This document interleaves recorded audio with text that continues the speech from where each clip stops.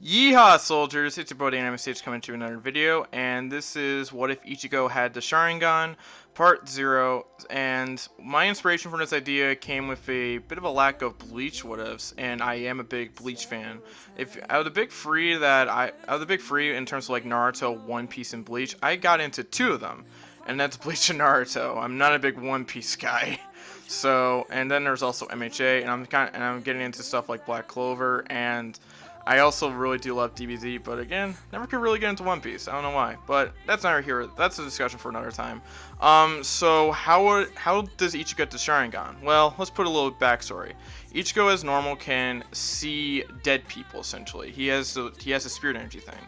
But what Ichigo can also do is that he sees small lines of whatever that he can't determine, and this will come to fruition, and you'll realize why he can see these small beams of whatever a little bit later.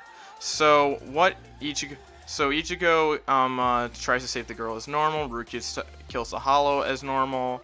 Ichigo meets Rukia as normal, and the Hollow attacks Ichigo's house as normal, and this is where it gets we divert from canon a lot. So Ichigo has to grab onto Rukia's Zanpakuto and absorb her spirit energy, and he does this as normal. So Ichigo, he does grab onto his Zanpakuto, and he becomes a Soul Reaper. Now there's a different result, as I will describe here. Ichigo grabs onto Rukia's Zanpakuto, and he transforms into a Soul Reaper. Rukia realizes that he didn't just steal half of her spirit energy, he took almost all of it, and now Ichigo has in turn become a substitute Soul Reaper. Rukia then realizes that there's also something very different about Ichigo. Ichigo now has eyes are now red, and it appears that he has some type of weird pattern inside the eye, almost like a one tomo. Ichigo now is about to fight the Hollow, and he sees that the Hollow is moving very slowly from his perspective. Ichigo then easily counters the Hollow, and he destroys it for good.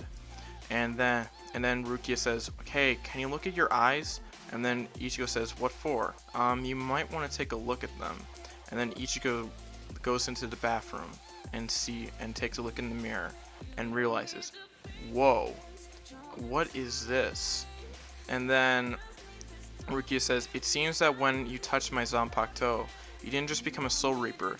You must have also had a bit of you seem to have unlocked a unique power because of the fact you're now a Soul Reaper.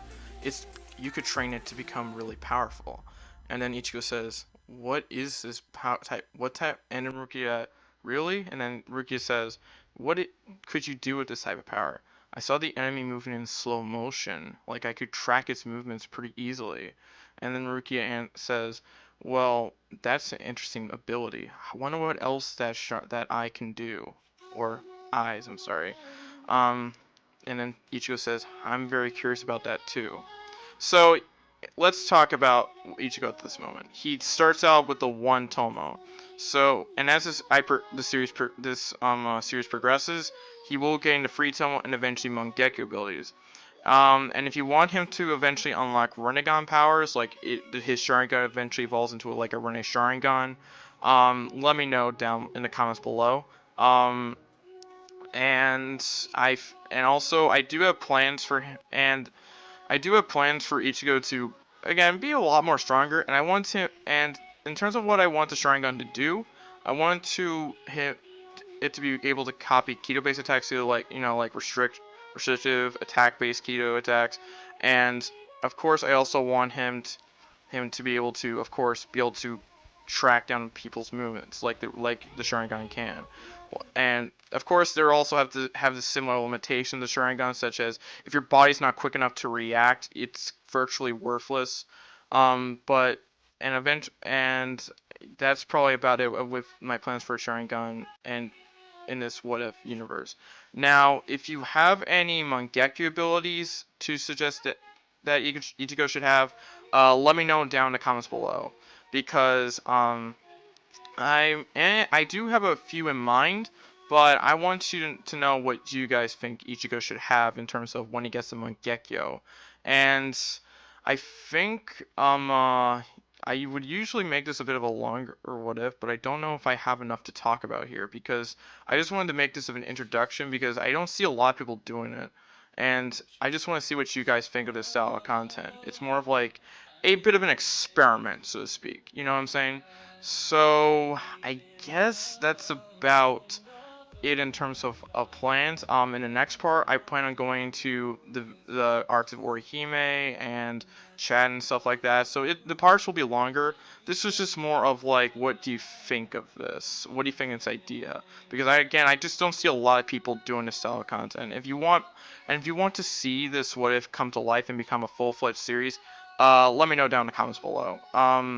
So in terms of announcements, let's see. This week again, I will definitely be publishing What If Kushina and Makoto Were Sisters on Wednesday, and if the Eagles win today, because the day I'm recording this is Sunday, I will publish What If Deku had Aura Manipulation Part 2, I believe. Yes, Part 2, and on Friday I will publish What If Deku had Gamma's powers on Friday.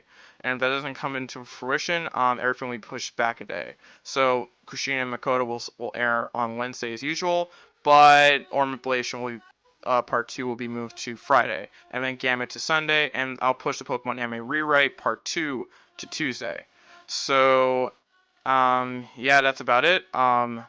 Make sure to like, comment, subscribe, turn on notifications. This has been the Anime Stage, and I'm signing out. Peace, Yort, ha!